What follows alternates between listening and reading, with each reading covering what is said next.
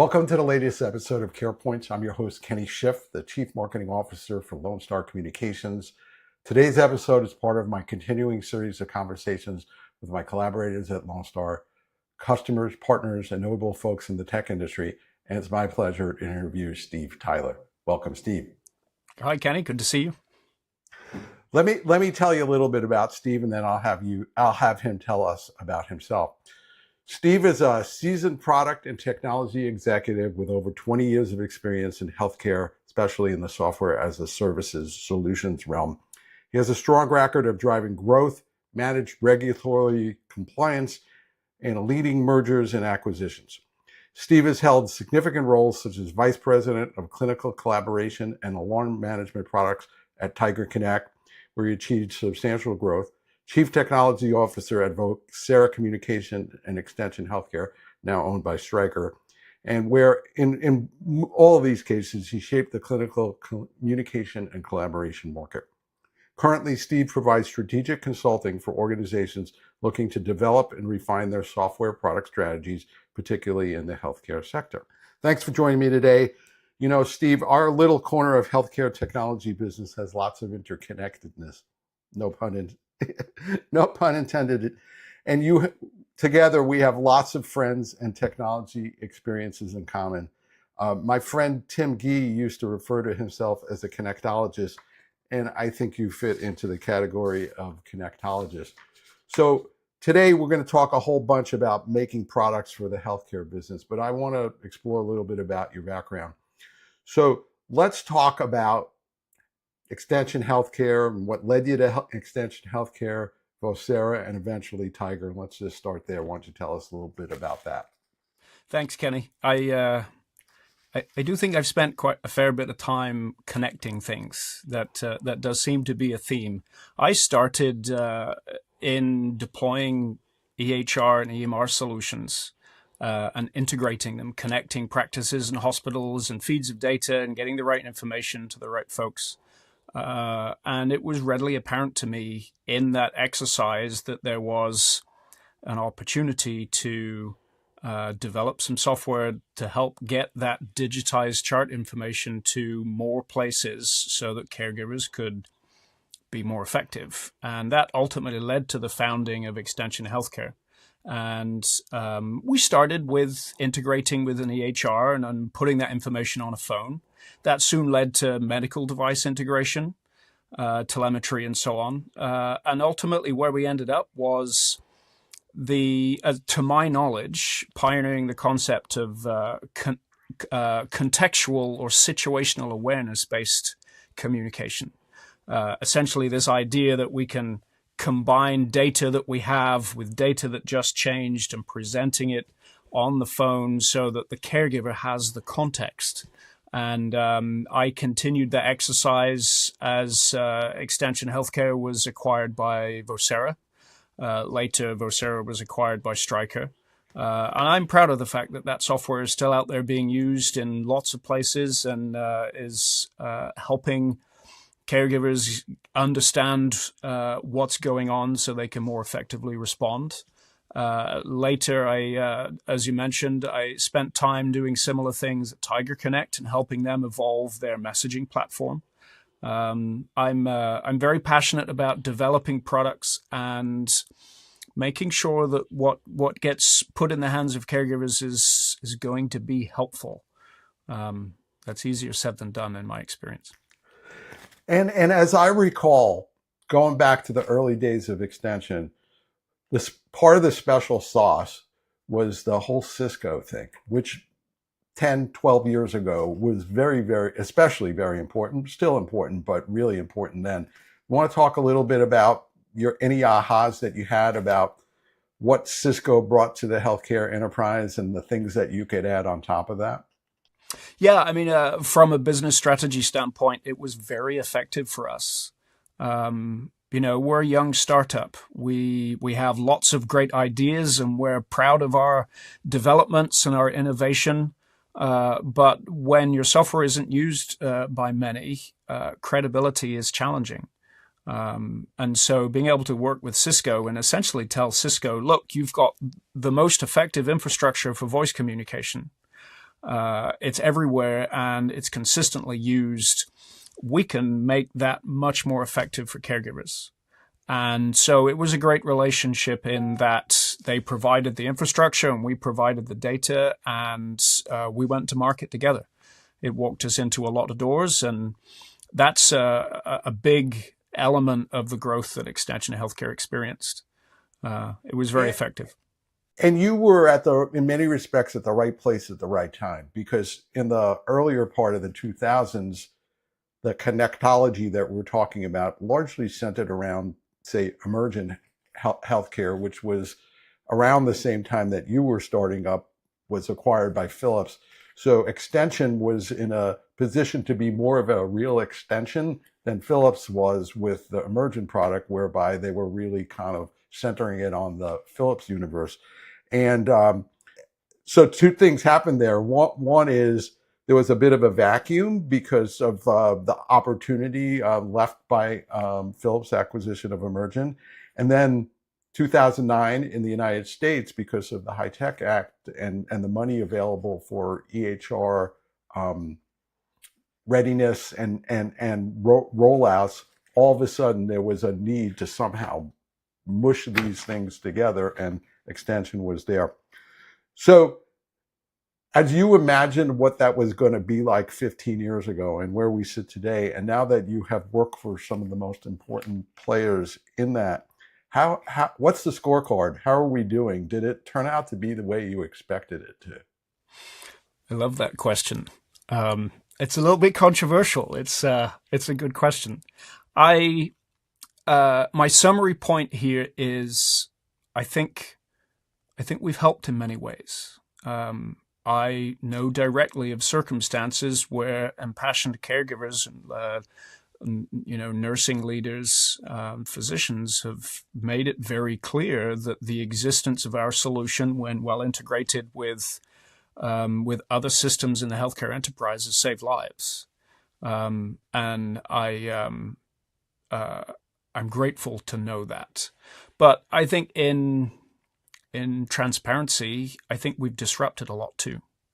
The nature of delivering, in the case of Extension, my work at Vocera and Tiger, we're delivering notifications for relevant events. And I think there are situations where the existence of asynchronous communication and notifications is disruptive in that it's contributing to the noise. So I think it's a double-edged sword. I think we have a lot more work to do. We've helped in some ways, but we have more innovation is required. So our friend Myron Wallace likes to talk about customer delight. So we're sensing that the customers have a need, we're fulfilling that need, but maybe we're not delighting them, and we're not delighting them because we haven't figured it all out yet, right? So you have some sense of what are some of the missing pieces that can get us to a better place? I think we need to begin with the idea that just because somebody says they need a feature, it doesn't mean that we should develop the feature. It's so easy for us to focus on solutions and not have a good understanding of the problem. And I think the missing piece in this little corner of the world is we don't have enough of the right data. We have lots of abilities to do things, but in speaking to a lot of healthcare leaders, the big challenge is knowing what's actually going to help. And the only way to do that is to prove it. And to prove it, you need data. So I think that's the biggest investment is around data. With that, I think we have to be able to translate how these solutions are having an impact on the outcomes that customers want to accomplish. When the starting point is, we need this solution because something happened that resulted in somebody getting hurt, and we identified the gap, or the way this facility has been built, we want to create a quiet environment for patients, and therefore there has to be another way to ensure the caregivers hear the events as they occur. We have to get deeper into the ways we're going to create the best environment for those patients. And that's what I'm referring to, where I'm saying disruptive in some ways. We didn't have the right data to be able to ensure we enabled the right workflows. And technologists tend to focus on building things, and maybe there's a gap between the building of things, the observations necessary, and the data necessary to really completely address the customer needs. So you have written a pretty elaborate blog post that appears on your blog, and I'll have you give the URL a little later, and we can put that in the show notes. And you talk quite a bit about this concept of balancing needs and wants. So let's go there. Can you elaborate on how product teams can effectively balance these two aspects during development? So the needs versus wants. Yes. So there's a very clear tendency when a customer says, I need a feature that does X, I need a thing that does. The tendency is to, well, they're a big customer, they're paying us a lot of money, our job is to make sure they're happy, so we're going to build that feature. And the reality is, our job as product managers, in this case, is to recognize that that's a symptom and not a root cause. I refer to it as the features loop. And the development of more features results in a demand for more features and more pressure to develop more features, because we showed up and said, here, we've got a long list of features. Nowhere in that is the experience. Nowhere in that is an understanding of the problem that this solution is intended to solve. And so what happens is, customers might develop their perception of what problem they're solving, but we may not know that. So that misalignment of expectations results in us building what customers say they want versus what they need. And instead being able to ensure what's developed is translated into an outcome, reducing length of stay, focusing on throughput for patients or what have you, and making sure that the behavior that is created can be connected to that. And presenting that and having that conversation with the customer, instead of just taking the feature request at face value, enables us to focus on what they need rather than what they want. And quite often that's actually something different. You want to give us some concrete examples of that from your background at either Extension or Vocera or Tiger? Absolutely. There was one example. One of our customers contacted us and said, we are completely overwhelmed. Your system is sending so many notifications and it's just terrible. You need to come down here and you need to sit with us and you need to explain to us why it isn't working. And so we visited and we sat down in the conference room and we got to know one another. And the leader in this case was conveying how proud they are of how they reduced the falls risk significantly, and rightly so. Patients that are at risk of falling and hurting themselves, if they're reducing that occurrence, then they're reducing the people getting hurt, and that's admirable, and that's why we should all be working together. But as we got into the conversation about what was occurring, we quickly understood that anytime any patient was getting out of the bed, everybody on the unit at the same time was all being told about this event.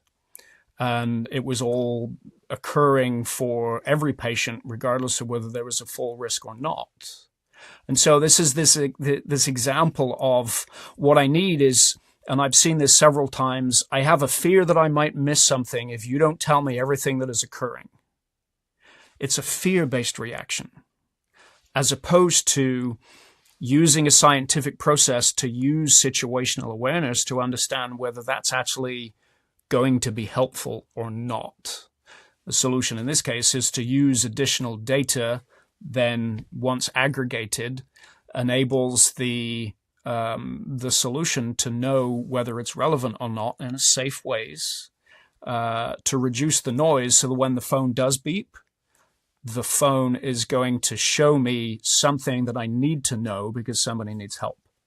An example of a fear-based reaction resulting in, I want this to happen, when the need is actually something different.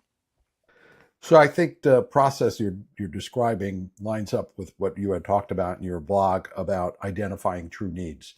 So here somebody said something, but it turns out that there was more to it than what they just said. So talk a little bit from a technique standpoint, from a product development, product management standpoint of, in this case, observation, conversations with the customer, but there's more to it. I sense that you have a sense of how you might advise, or in a new product management situation, you would tackle something like that. Yeah, I think there is more to it. I think we're all used to the idea that the product manager is the person that understands the user. I prefer people that are using the product, so we can humanize the people that we are serving. That they understand the person and they know what's needed. I'm going to draw you a picture. The reality is, I think the product manager is the one that is accountable for harmonizing all of the stakeholders from a customer standpoint during early discovery, and from a business standpoint, so that everybody has the same set of facts. What problem are we solving? What facts have we gathered to establish that we have a good understanding of that problem? And from there, knowing all the stakeholders across the business are all on the same page about knowing what that problem is, then we can observe what is occurring currently, combine that with the data that we've gathered structurally, and develop what the solution is. And the number of times where I've seen, even in established products, used broadly in market, where that wasn't clear, was surprising to me. So clear facts combined with observations gets us to a point where we have alignment across the business on what problem we're solving and what our solution is. From there, using a scientific process to score and prioritize which elements of that problem we're solving first, and ensuring, as we mentioned, that we can interpret the impact of our solution with the objectives that our customers have. We have to line all of that up. It's much more than knowing what feature is needed. Yeah, and inherently you have an internal partnership with your various counterparts within the development side of things, but also with a pretty broad group of people on the customer side who represent what their needs truly are. So one of the things that's happened over the last 25 years is we've all become brilliant about what products should do, and all the features that we want. And various marketers and manufacturers have given us every imaginable feature, many of which we don't really want or need.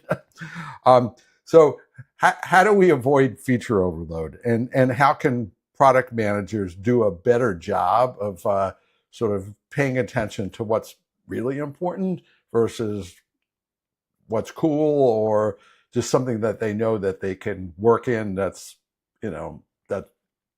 that's unique or different? So how do we avoid feature overload? Yeah, it's challenging.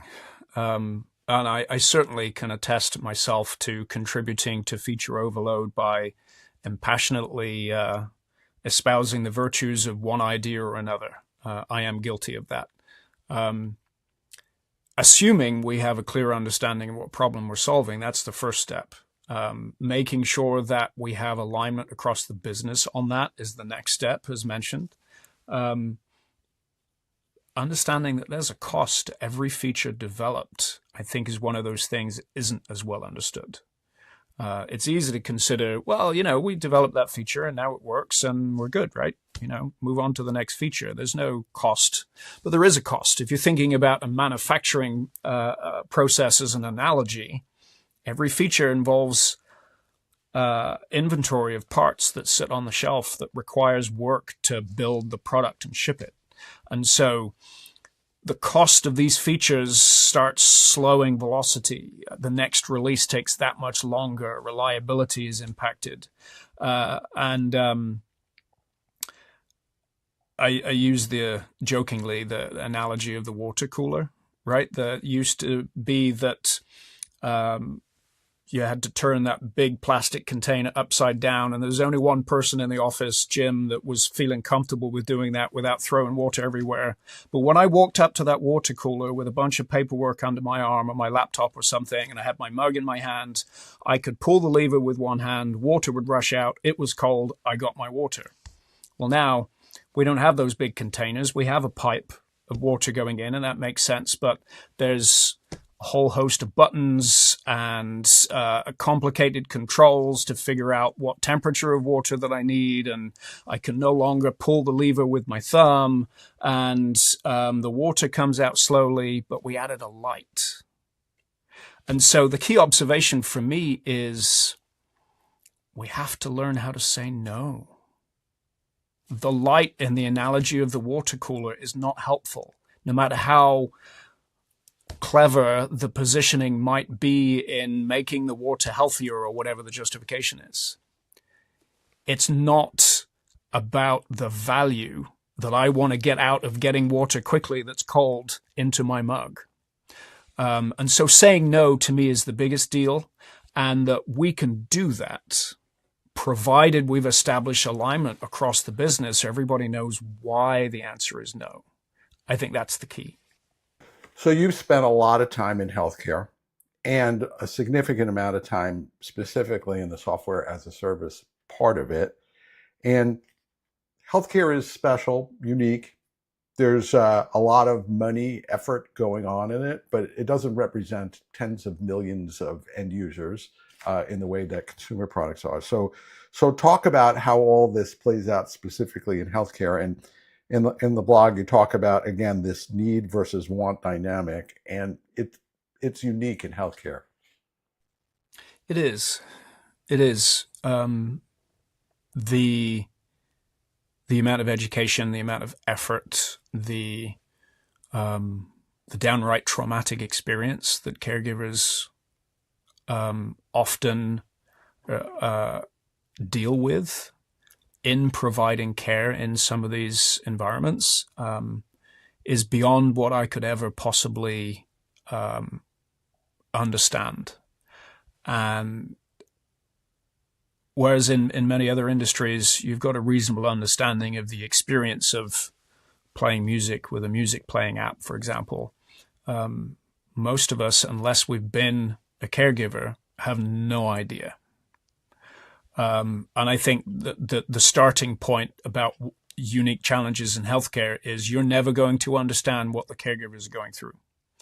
From a patient safety perspective, from a regulatory perspective, the complexity of workflows, often those workflows are impacted by the fact that that's been the workflow for decades. And we're adapting that workflow from a paper records perspective to an electronic record perspective, and then adding in additional, sometimes loosely connected technologies creates a challenging environment for the caregivers because they're jumping around between all sorts of different things. And so for me, the challenges that the caregivers face is so much more paramount for product and engineering resources and vendors that are wanting to deliver a technology because it's so different and it's so critical.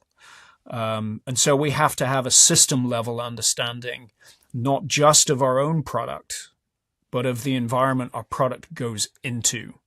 When you combine that in a hospital setting with medical staff, employed staff, IT and biomed, often multiple disparate legal entities with their own set of perspectives, there's a lot of work that we need to go through to make sure we understand the problem that we are helping. Well, my experience as a founder alongside of yours, we know that you could have the best idea, potentially a really impactful idea and platform set of technologies, but delivering it, because of all the things that you talked about, is a lot more. So it makes it tough for somebody to be working in a garage on a platform, knowing the complexities of actually deploying it and delivering it and sustaining it. There's a lot more there, which leads me to the next point that we were going to talk about, which is regulatory considerations. You began to touch on that. So how do regulatory requirements influence decisions about prioritizing user needs over wants in healthcare product development? Yeah, what we all want to do is spend our time developing those capabilities that delight the people that we serve. Absolutely.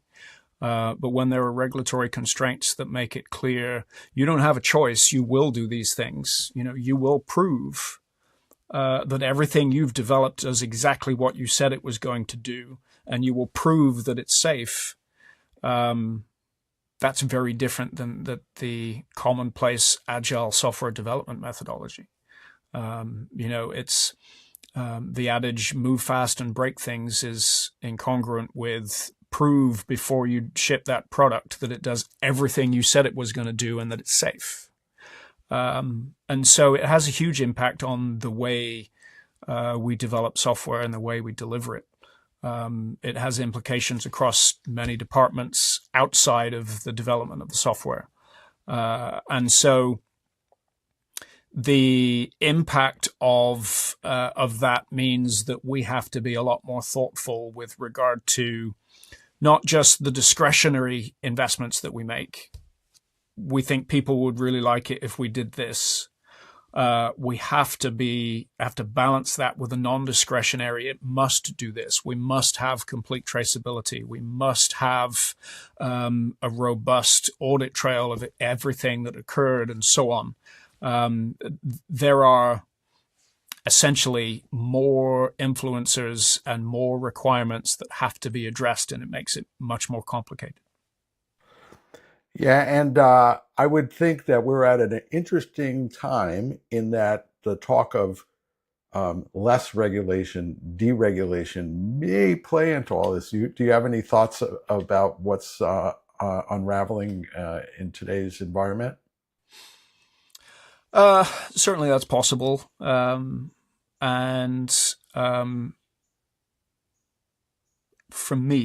my philosophy, when I first approached developing software as a medical device, my attitude was, we're not doing this because the FDA says so. We're doing this because this happens to be based on a set of international standards designed to produce more reliable software. So for me, if regulatory standards are relaxed, okay, fair enough. But I don't think it has much of a bearing on the responsibility of developing software that's going to be used in a clinical setting that must do the right thing. Otherwise, people get hurt. It may be that the legalities of who's responsible looks different. But from my perspective, nothing's changed. We have a responsibility to build software the right way, and the guidance that the FDA provides is challenging. It's involved. There's a tremendous amount of things to learn, and it's pretty far off the agile methodology track. But when you figure out how to adapt that to your software development life cycles, I've found it to produce better software. And so I'm not concerned about it from delivering a product perspective. So, Steve, I think a lot of your experience and success has been because of your advocacy of user-centered design, especially in healthcare. And I think it's in recognition of all the people that these applications and platforms have to touch, which may not be so obvious from the if you're just purely starting from a problem standpoint. So let's talk about user-centered design. And can you share some examples where user-centered design helped distinguish between a user's wants and what their actual needs were in a healthcare setting. Yeah, absolutely. So to be clear, user-centered design, what I'm referring to here is instead of, here's our app, tell us it's great, yes, it's all done, just go use it now. It's involving the user in the process all the way through. It's beginning with a conversation with the user, like we've talked about what problem we're solving. It's providing multiple approaches to solve that problem from an experience perspective, and shutting up and listening to them talk about what they're looking at. And then it's developing something and showing them early versions of it during development to make sure we've got it right, and then putting it in their hands and asking them to use it, and so on. So that's the gist of the process I'm referring to. And the big example is, what I see in messaging apps, right? There are many messaging apps. And sure, I could use any one of them for healthcare, but that's not the same as a healthcare application designed for clinicians to use. We may be used to clicking a button to start a new messaging conversation and typing somebody's name, or pushing the phone button and picking which phone number and dialing. But when I'm a caregiver and I know I need to consult with an expert, a specialist, and I'm under duress and the patient's being impacted, this is a whole different world.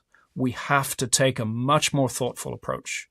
And so in one example, then, the number of steps that I take in some of these applications to get to the point where I can make that call. Well, first I have to either identify the person, so maybe I'm going somewhere else to figure out who's responsible. Maybe I'm able in the application to identify that person by role. I don't actually care who they are. I care what role they have, because they're of the right responsibility for my patient. But even then, I've got to click 4, 5, 6, 7 buttons to get to the point where I'm speaking to them. And when the phone call begins, I still have to convey all of the things that already occurred to get the other person up to speed. And I should also need to make sure I properly identify the patient. So quite a bit of time has gone by before we're actually talking about the problem and coming up with a solution. Whereas in one particular example, being able to begin the process with, are you making a phone call or sending a message? Being able to represent in the context of the patient, in the context of the event that just occurred, who might be responsible, and then clicking a button to contact that person and have the context automatically be shared. So I don't have to convey it because I see it on the screen when the phone rings. That's a completely different world. And that's a direct example of user-centered design from my experience. Yeah, it's interesting. Our company is a Microsoft Teams centric environment. And in as much as I have a great appreciation for what Microsoft has done, it would be really not well suited for what you're describing, for all the reasons you're describing. It has a lot of information, but from an orchestration standpoint, it has too much information, and there are too many choices that the user has to make on the fly to sew these things together in an effective way. And while I'm rooting for them because I think they have a great opportunity, it's a bit of an erector set, whereby a purpose-built clinical collaboration application that is closely tied to EMR could provide the situational awareness and actually provide a hybrid set of information and communication tools all in one place. And garden variety consumer applications aren't built for that. Right. Yeah, I describe it as me working for the software as opposed to the software working for me. So I suspect that while you may have interest in development and coding, that's not what you're looking to do today. So what's happened for you over the course of your career is you've become a leader, and it's about guiding product teams using your experience and your knowledge and all the things that made you who you are into a leader. So as a leader, how do you mentor your teams to focus on delivering the value by addressing true needs? So you have to bring all your experience to the table, and now you have to work with other people to get that done. Yeah. For me, it begins with empowerment. The people that are tasked with figuring out what a product should do, developing it and bringing it to market,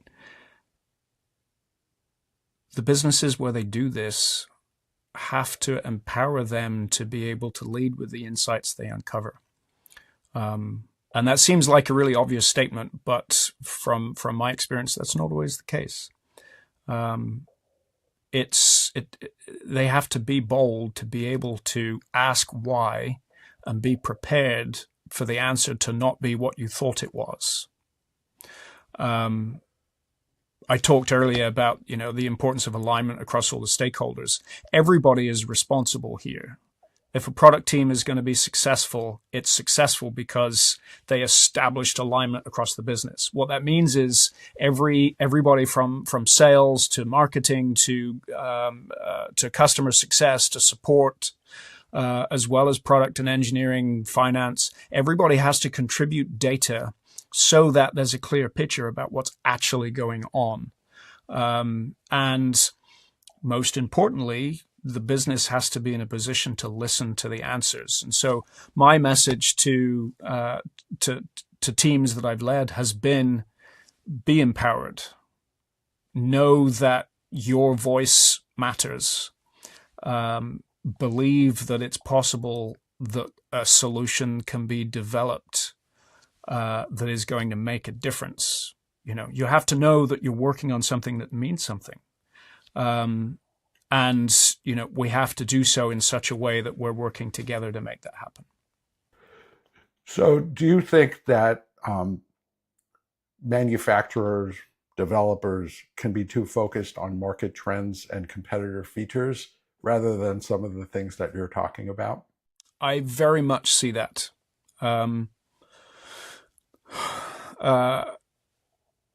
The various ways I interact with my smartphone via my watch or some headset or something else has created circumstances in the past where, well, that's clearly what's going to happen in healthcare. We didn't stop and ask whether that was actually going to be helpful. And so there have been many fads that become commonplace in other industries but doesn't work in healthcare. So yes, I think it's really important that we stop, consider the needs of the caregivers, consider the needs of the patients. Are we actually doing the right thing? It's very important. Yeah, and there are practical realities. So we know that over the last 5 or 6 years, what we used to think of as, say, machine learning and big data and all that has morphed into the kind of AI gold rush, if you will. So everybody is trying to have an AI spin on what they do, and it's probably a good example of what you're talking about. So how do you measure success? In the end, if you are a good product company, obviously revenue matters, but there are other elements of the success equation. So why don't you tell us about how we measure success and how we use that to effectively steer what we're doing from a product standpoint? I think it's a challenging topic. Obviously, we should be tracking, customer retention and support ticket trends and, all the obvious elements that say you have a product that works, you have a product that's being used, and it's reliable. But I think that in order for us to actually be successful, we need to recognize that usage itself only gets us so far. Are people engaged? How do we know people are engaged? Well, we know that we're having an impact. The impact is how we've aligned the solution that we know solves a problem with the business. And so maybe we should be looking at things like length of stay or left without being seen rather than the number of phone calls that are made. The product-specific metrics driven by the problem that we're solving needs to be aligned to the problem, right? Sure, it's helpful for me to know the number of phone calls, the number of messages sent.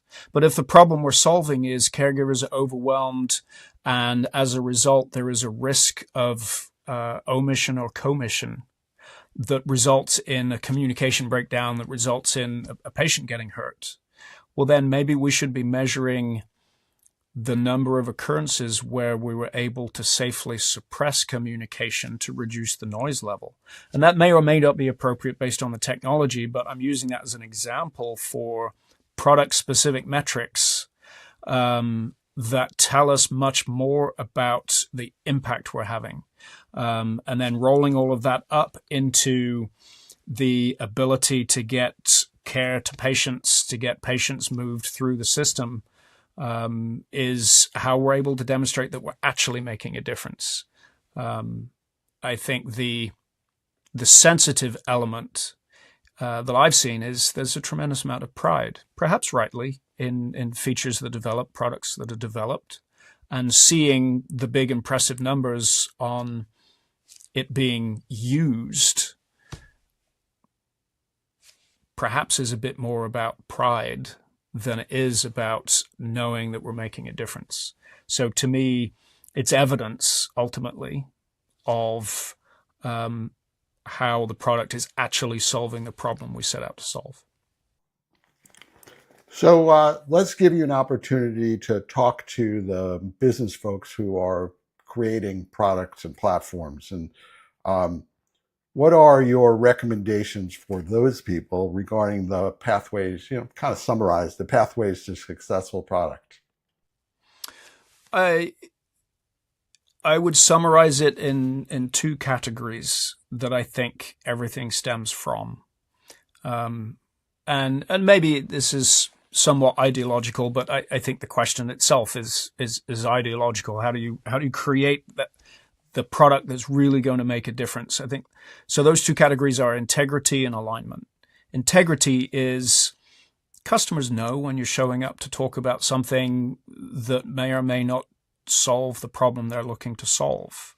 Know what you do and what you don't do. It's far easier to say yes than it is to say no. You have to perfect the art of saying no, and that's what integrity is about. And that can sometimes be at odds with the need to close enough deals to generate enough revenue to keep the ball rolling the way you need it to. That's a hard thing to look at times. I know it has been for me. Sure. Yeah, the showing up piece and being authentic and transparent and being clear with the customer about what you can and can't do. I had a recent conversation with Steve Keen, who was one of the co-founders of Vocera, and he essentially said the same thing that you did, which is when you are working on important things where life and death matter, you can't give people things that you think they want, and you need to be clear about what you can and can't do because a lot depends on it. And being honest can work well, actually, from a business standpoint. It can actually be a reasonable business strategy. Absolutely. And then, the other category for me that I've touched on several times is alignment. There's a tendency in my experience that product and engineering or engineering separate from product are just in their own worlds. Cases where products have been developed and presented to a set of go-to-market teams that have never seen it before and don't know what it is and don't even agree with the existence of that product. That's never going to have the right sort of impact that was intended for the people that it was developed for. It's never going to happen. We have to have alignment across the business. And I find myself pressing on that more and more because of how much of an impact that has. from the exec team on down, everybody has to know why we're building something, what problem it has to solve, and how we're going to solve it, and where we are in the process.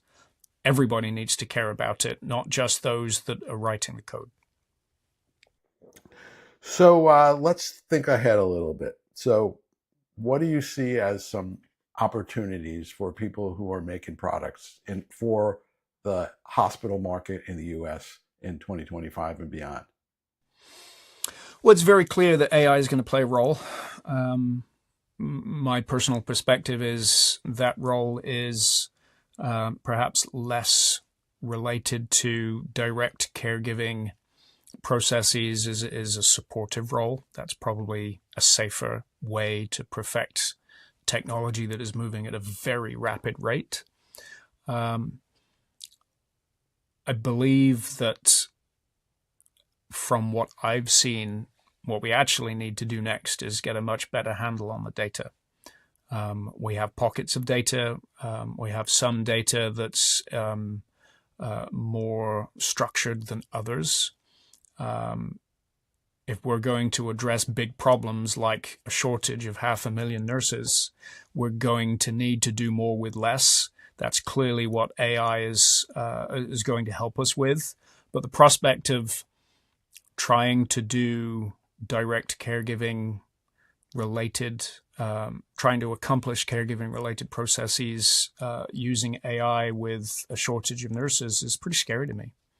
And so I think it's about getting a handle on what's going on, continuing the journey of digitizing the elements of care giving processes that aren't in the chart, and making decisions on how to automate the caregiving processes that can be automated.